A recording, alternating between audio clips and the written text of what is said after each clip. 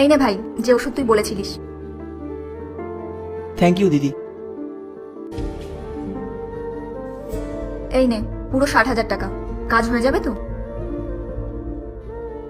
হ্যাঁ দিদি, হয়ে যাবে, কিন্তু জামাইবাবু জানে না তো? না, ও জানে না। থ্যাংক ইউ দিদি। তুই যদি টাকাটা না দিতিস তাহলে হয়তো মায়ের চিকিৎসাটা হতোই না। আর তুই তো জানিসই আমার এখন চাকরি বাকরি কিছুই নেই। দিদি হই আমি তোর, আর তুই যার চিকিৎসার জন্য টাকা চাইছিস উনি আমার মা হন। শোন, মায়ের খেয়াল রাখিস। আর আমি যাব মায়ের সাথে মাঝে মাঝে দেখা করতে।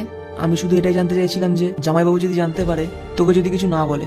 ও মনের দিক থেকে একদম অন্যরকম, শুধু একটু রাগী, তাছাড়াও সবই ভালো। আচ্ছা ঠিক আছে, আমি আসছি। হ্যাঁ, তোর জামাইবাবু আমার জন্য ওয়েট করছে। নিজের খেয়াল রাখিস, আর মায়েরও। আর বাড়ি গিয়ে আমাকে ভিডিও কল করিস। ঠিক আছে। আচ্ছা।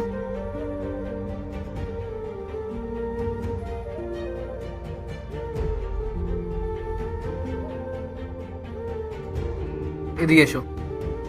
কি চলছে তোমার আর তোমার ভাইয়ের মধ্যে? আর তুমি তোমার ভাইয়ের সাথে লুকিয়ে লুকিয়ে দেখা করে কি বলো যে তোমার স্বামী খুব খারাপ, একটুও ভালো না, তোমাকে তোমার পরিবারের সাথে দেখা করতে দেয় না?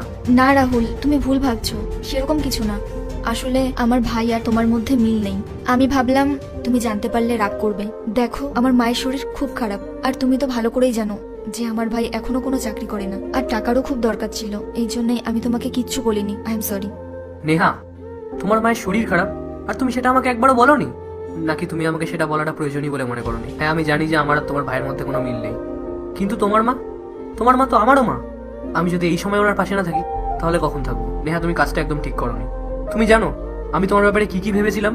তোমাকে নিয়ে আমি সন্দেহ করছিলাম, আর আজকে তোমার এইসব জিনিসের কারণে আমাদের সম্পর্কে পর্যন্ত এফেক্ট পড়তে পারতো। সেটা কি তুমি একবারও ভেবেছো? দেখো নেহা, আজকের পর থেকে তোমার মায়ের দায়িত্ব আমারও। আর যদি টাকা পয়সার কোনো প্রয়োজন লাগে তাহলে সেটা আমি দেবো। তবে তুমি আমাকে প্রমিস করো, আজকের পর থেকে তুমি আমার থেকে আর কিচ্ছু লুকাবে না। প্রমিস, আমি আর এরকম করব না। আমি ভাবলাম তুমি হয়তো রাগ করবে, কিন্তু তুমি এরকম কিচ্ছু করনি। আজকের পর থেকে আমি তোমার থেকে কিচ্ছু লুকাবো না। I promise. গুড। আর আজকের পর থেকে যদি তুমি আমার কাছে কিছু লুকাও না, তাহলে আমি তোমার মার কাছে গিয়ে বলবো যে ওনার মেয়েকে যেন উনি ওনার কাছেই রেখে দেয়। বুঝলে? আচ্ছা, এক কাজ করি, মায়ের সাথে দেখা করে আসি। তোমার ভাইকেও ডেকে আনো, একসাথেই যাবো আমরা।